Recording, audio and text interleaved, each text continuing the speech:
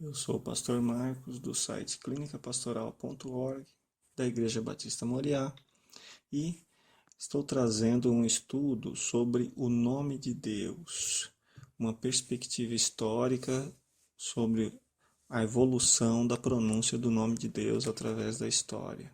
Como que a, o nome de Deus, a pronúncia do nome de Deus, chegou até os dias de hoje, desde a época de Gênesis, como as pessoas se referiam a Deus, como as pessoas se relacionavam com Deus na época de Gênesis, de Adão até José. Depois, posteriormente, quando Moisés recebeu aquela revelação na sarça ardente, e posteriormente a aliança que Deus fez com o povo de Israel em Êxodo, e já na Idade Média, a introdução dos sinais vocálicos no texto escrito pelos estudiosos maçoretas, e hoje em dia, como que as pessoas utilizam, né, a pronúncia do nome de Deus, como as pessoas se relacionam com Deus nos dias de hoje. Em primeiro lugar, nós precisamos ter alguns conhecimentos sobre o hebraico bíblico para poder entender melhor esse tema. Uma das características principais da língua hebraica é que ela é uma língua escrita sem as vogais. Somente as consoantes são escritas. Então, só a pessoa que tem um conhecimento da vocalização das palavras é que olham as letras hebraicas e conseguem pronunciar as palavras que estão escritas ali.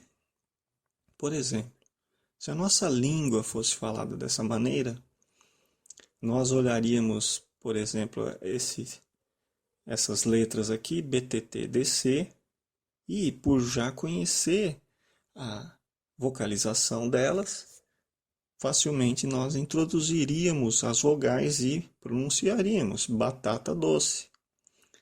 Só que estaria escrito somente BTT, DC. Então essa é a característica, né, principal da língua hebraica, de ser escrita somente com consoantes, sem as vogais. Nós temos no primeiro versículo de Gênesis, né, aqui as letras que constam lá, Gênesis 1:1, Bereshit, Bara, Elohim, Et, Hashamai, Vet, Haaretz. No início criou Deus os céus e a terra. Então são apenas consoantes. E a pessoa que tem o conhecimento da pronúncia olha esse conjunto de consoantes de cada palavra e consegue fazer a pronúncia adequada. Outra característica do hebraico bíblico é que os nomes, eles são dados às pessoas pelo significado que existe no momento de nascimento. São nomes que vão influenciar profundamente o caráter daquela pessoa, toda a sua vida, o seu destino. Vão representar, o nome vai representar a própria pessoa, como se fosse um resumo da pessoa, o nome. Na nossa cultura, nós não temos toda essa carga em cima do nome. Na nossa cultura, simplesmente os nomes são dados às pessoas pela beleza do nome em si, né? Vou colocar um nome bonito, um nome que eu acho bonito, vou colocar no meu filho. Ou, por exemplo, se eu quero fazer uma homenagem a alguém. Os nomes de Deus que aparecem lá, principalmente no Gênesis, são nomes que se referem a algum significado daquele momento em que receberam aquela revelação de Deus. Então essa é uma característica da cultura hebraica com relação aos nomes. Mas qual o nome de Deus, né? Como que a gente sabe qual o nome certo de Deus? Que nome eles usavam lá, primeiramente na época de Gênesis? Em primeiro lugar, nós temos que saber que Deus não é um nome, Deus é um título. Usamos isso na parte escrita, Deus com letra minúscula, muitas vezes para se referir a deuses de outras religiões, que nós não consideramos o Deus verdadeiro, né? São, para nós, deuses que outras pessoas acreditam, mas que nós não consideramos verdadeiros. Então, por ser um título, nós utilizamos letra minúscula.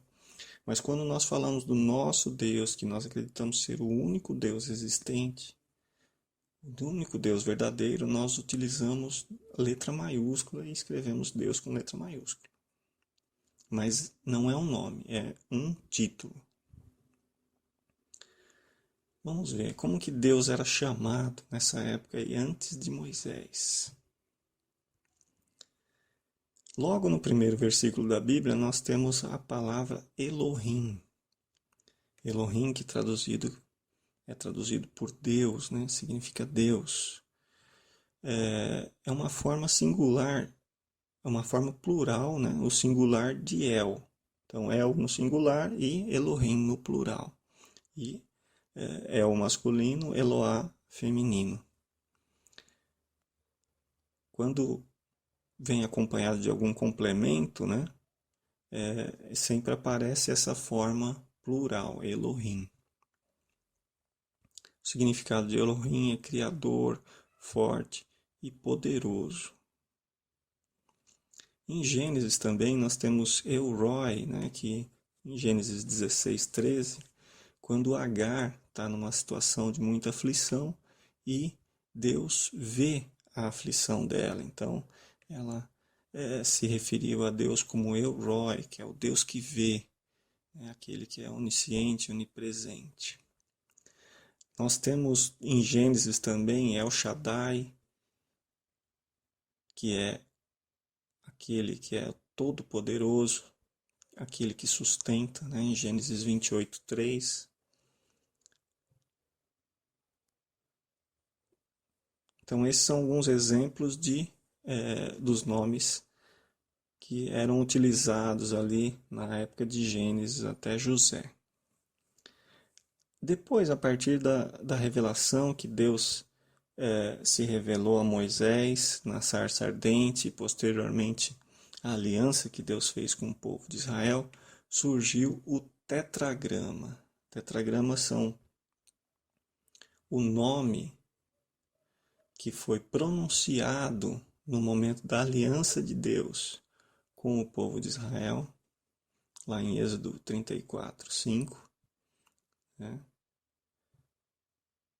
E o Senhor desceu numa nuvem e se pôs junto a ele, Moisés, e ele proclamou o nome do Senhor.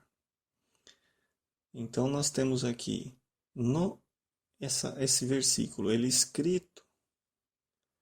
Então Deus, né, desceu numa nuvem e Moisés proclamou o nome dele, o nome de Deus.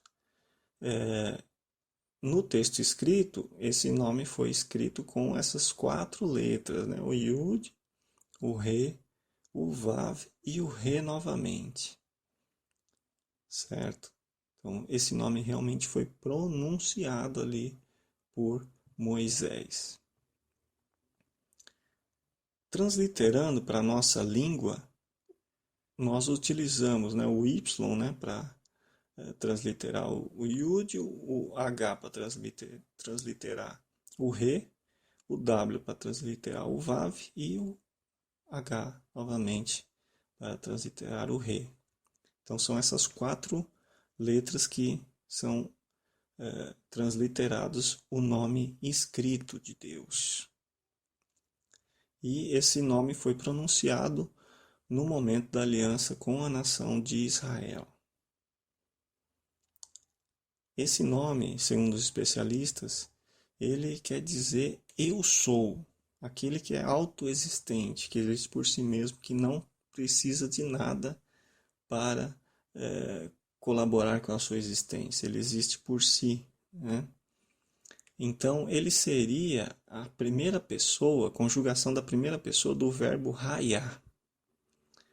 Então, essa conjugação do verbo raiar, que não é utilizada, né, ela seria dessa maneira, né, com essas letras aqui.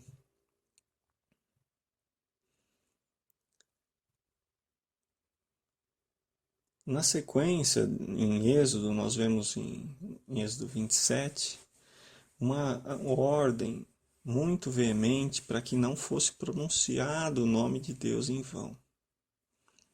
O Senhor não tomará por inocente o que pronunciar o seu nome em vão.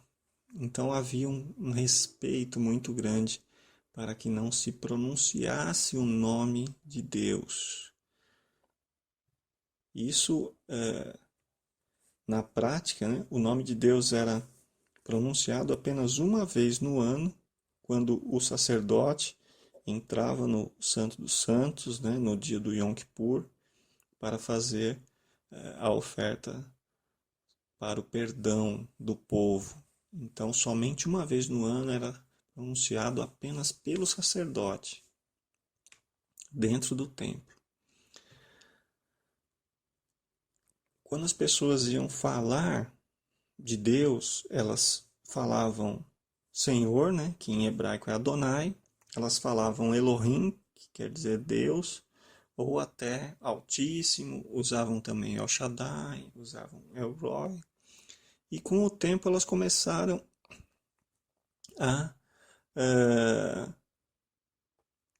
falar sobre o nome. Quando elas queriam se referir a Deus, elas falavam o nome. O nome fez isso, o nome fez aquilo. Então falavam, se referiam a Deus como sendo o nome, por ter essa questão de ser um nome que não poderia ser pronunciado, né? Que não era para ser pronunciado pelas pessoas.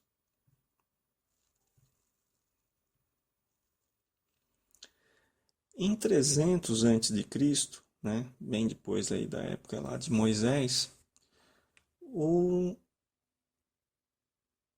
foi feita uma tradução chamada Septuaginta, que reuniram 70, né, dos mais sábios da época e traduziram todo o Antigo Testamento para a língua grega, traduziram do hebraico para a língua grega. Então, quando eles fizeram essa tradução para o grego, o que eles fizeram quando no texto aparecia o nome escrito de Deus? As primeiras cópias da Septuaginta não traduziam o nome de Deus. Elas repetiam as mesmas letras hebraicas ali do tetragrama dentro do texto grego. Então, as frases vinham escritas em grego e no momento lá do tetragrama, eles copiavam as mesmas letras hebraicas ali. Não faziam nenhuma tradução. Depois, né, como essas cópias iam sendo copiadas e recopiadas, né, para que pudessem se perpetuar, as cópias posteriores começaram a substituir o tetragrama por Senhor, pela palavra Senhor em grego, né, no caso Kyrios. Depois, teve a destruição, né, do Templo de Jerusalém, no ano 70 depois de Cristo, e não, a partir de 70 depois de Cristo, não havia mais aquele sacrifício, aquela oferta uma vez por ano. Então não havia mais o sacerdote, não havia mais templo, né, que estava destruído. Então não havia mais essa pronúncia que era feita uma vez por ano, deixou de existir a partir de 70 depois de Cristo. E até hoje o Templo de Jerusalém, né, não foi reconstruído, ele foi destruído e não existe mais. Além da destruição do Templo de Jerusalém, toda Jerusalém foi destruída e o povo judeu foi expulso da região da Judéia, da região da Galiléia, toda aquela região ali houve a chamada diáspora. Então os judeus foram expulsos e passaram a habitar em toda a região do norte da África, da Ásia e da Europa. Com isso, eles se misturaram com os povos, preservaram sua cultura, mas foram aos poucos deixando de utilizar o hebraico. O hebraico começou a se tornar uma língua morta, somente preservada pelos estudiosos, os chamados massoretas, né? Os estudiosos massoretas. Esses estudiosos, a partir do ano 500 depois de Cristo, foi um processo longo que se deu até o ano 1000 depois de Cristo, começaram a fazer a introdução de sinais vocálicos no texto hebraico. Eles tinham um profundo respeito pelo texto hebraico e, para não introduzir vogais, para não introduzir nenhuma letra a mais no texto, em vez de letras, eles colocaram sinais que indicavam qual vogal seria pronunciada na hora de falar. Então, por exemplo, esse que é o primeiro versículo da Bíblia, com a introdução dos sinais vocálicos, ele ficou dessa maneira, né? Temos aqui alguns pingos, né, que simbolizam a letra E, a letra I, a letra A e assim por diante. Então, a pessoa, mesmo sem conhecer a língua hebraica, se ela conhecer simplesmente os sinais vocálicos, ela consegue fazer a pronúncia daquele Bereshit bara Elohim. Então, ela conhecendo os sinais vocálicos, ela sabe como pronunciar cada palavra da língua hebraica. Mas, e quando essa vocalização chegou até o nome de Deus? O que eles colocaram? Se eles não sabiam a pronúncia correta do nome de Deus. Bem, quando eles estavam fazendo a leitura dos textos, em grande parte das passagens, onde estava o nome de Deus, eles liam Adonai. Eles pronunciavam Adonai, que quer dizer Senhor. Então, os massoretas mantiveram esse mesmo costume e, nos textos onde aparece o nome de Deus, onde deveria ser pronunciado Adonai, eles colocavam a vocalização de Adonai para indicar que ali deveria ser feita a pronúncia de Adonai, em vez de qualquer outro nome. Então, eles colocaram esses sinais vocálicos de Adonai no tetragrama para indicar que ali deveria ser lido em voz alta, né, ser falado Adonai. E essa vocalização que seria Yehová, que deu origem à forma latina, né, que nós utilizamos como Jeová. Eu digo forma latina porque a língua hebraica não usa o som do J. Aqui seria I, Yehová. E não J. Eles não, nenhuma letra na língua hebraica tem esse som de J. Nenhuma tem esse som. Somente na nossa língua que nós, historicamente, começamos a usar esse som de Jeová. Em outros lugares, que não encaixava bem a palavra Adonai na hora da pronúncia, eles pronunciavam Elohim, quando o nome de Deus, quando o tetragrama estava escrito no texto. No versículo estava escrito o tetragrama e Adonai não encaixava, então eles liam falavam em voz alta Elohim. Para indicar que deveria ser pronunciado Elohim, eles colocaram as vogais, né, de Elohim aqui no tetragrama para poder a pessoa que estivesse lendo saber que deveria ser pronunciado Elohim. E aí, se o tetragrama com essa vocalização fosse lido, seria Yehovi. Mas não é uma vocalização para ser lida, mas sim para que fosse lido Elohim. Os especialistas, eles, de acordo com a conjugação do verbo raiar, eles acreditam que se o tetragrama, né, fosse para ser pronunciado, a pronúncia que encaixaria melhor, que teria mais sentido com a lógica da língua hebraica, seria Yahvé.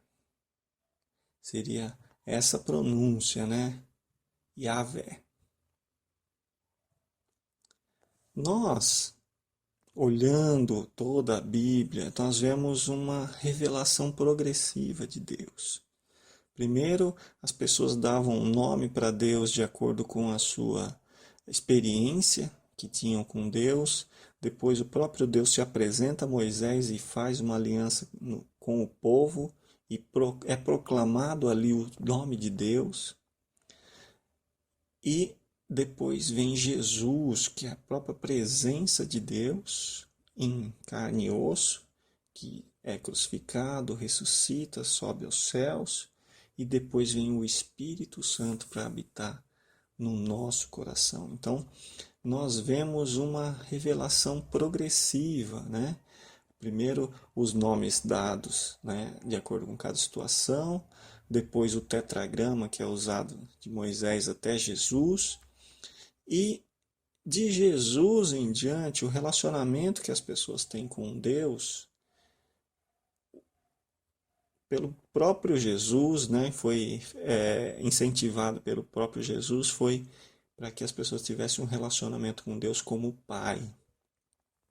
Nós vemos antes de Moisés um relacionamento bem distante, de Moisés em diante até Jesus, a questão do tetragrama, aquele respeito, um certo distanciamento ainda de Deus, mas de Jesus até hoje, um relacionamento como Pai, uma proximidade muito maior. Como que fica o uso de um nome para a gente se relacionar com Deus? Há realmente a necessidade de usar um nome para se relacionar com Deus? Jesus nos ensinou a orar em Mateus 6, versículo 9 em diante, e no início ele já nos mandou chamar de Pai. Pai nosso que estás nos céus. Nós falarmos com Deus o chamando de Pai. Depois, em Mateus 26, 39, nós vemos também Jesus orando e chamando Deus de Pai. Pai, se possível, passa de mim esse cálice. Um relacionamento, Jesus nos ensina a orar, chamando, né? Falando com Deus, chamando-o de Pai. Em João 11:41, nós vemos também, quando houve a ressurreição de Lázaro, né? Jesus fez uma oração em voz alta ali, diante de todos, e falou com Deus, o chamando de Pai. Pai, graças te dou por me haveres ouvido.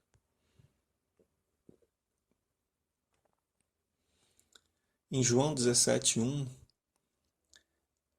Jesus também, levantando seus olhos aos céus, disse: Pai, é chegada a hora, glorifica o teu Filho. Então nós vemos várias demonstrações, né, de Jesus nos incentivando a falar com Deus, o chamando de Pai.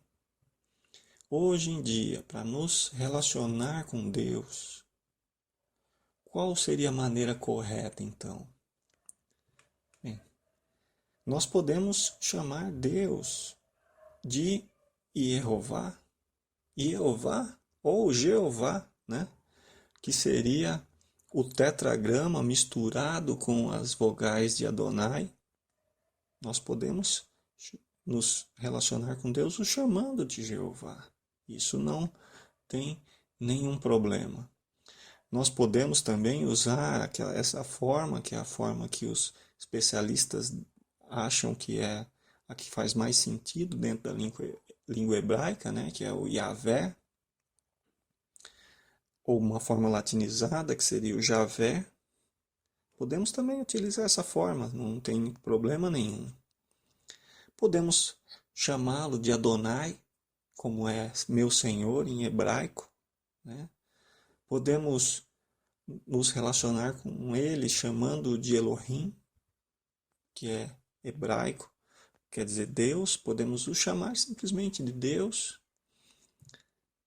mas por todo o incentivo que tem, pela questão da proximidade que isso nos traz, o ideal é nos relacionarmos com Deus, o chamando de Pai. Todo pai gosta de ser chamado de pai, ao invés de um nome. Isso agrada o coração de todo pai. Então, realmente, nós podemos nos relacionar usando qualquer um desses nomes, mas o ideal é chamá-lo de pai. É lógico que com muita reverência, com muito respeito, né? Nós chamamos Deus de pai, mas o respeitando como o Pai poderoso, todo-poderoso, que nos sustenta, que nos dá vida e que é santo, profundamente santo. Então, apesar de termos respeito, nós o chamamos de Pai, porque Ele nos ama como filhos e nós estamos cada vez mais próximo dele nesse relacionamento. Amém?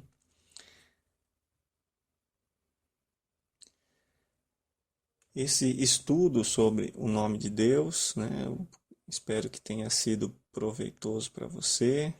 Eu agradeço pela atenção e desejo aí que o Pai, nosso Pai Celeste, te abençoe ricamente. Eu sou o pastor Marcos, do site Clínica Pastoral, da Igreja Batista Moriá. Se você gostou desse vídeo, curta e compartilhe e espalhe aí o conhecimento da palavra de Deus para abençoar vidas. Que Deus abençoe, em nome de Jesus. Amém.